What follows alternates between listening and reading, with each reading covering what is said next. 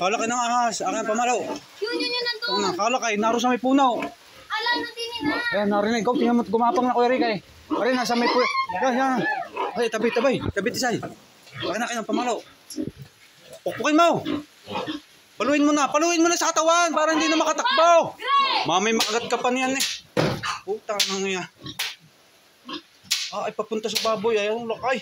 Ito na dapat ko napatay doon. Katakot ako. Tibos ka rin ang ulo. Yan na yun. Ay doon na yung may punong yung. Yan na yun. Dok ang ulo.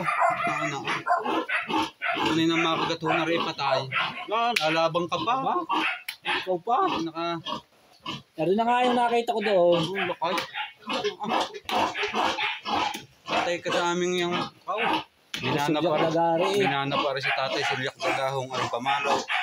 Ang napatay ho na rin baka kung si 120 baka naman wala pa mga 119 eh. Katakot ito siya. Mukha talas na yung mata. Sa takot ito siya yung mata. Nadamba na naman ang hindi naalis sa tayo. Ay dambahan na naman si Tisay na hindi naalis sa tayo ay. Ala, puta na. Yung mga galit diyan sa pag pinapatayo ang cobra, kung marinig kayo sa amin, kayo manghuli na rin, kayo ang aking pakagat din eh. Pag nakita ang pinapalo eh, wag daw paluin. Hindi ka mapapaluin Pag kayo sa amin, natin yung sa dami ho din eh, yung lahat hulihin. Hindi papaluin eh, kung mga disgrasya, ay sila kaya. Yung nga kung gagahin, liliit na cobra eh, din sa amin, tanda ko'y patay ang kinagate, aripanggar ng kalakay. Ang lakay. Pag hindi makamatay.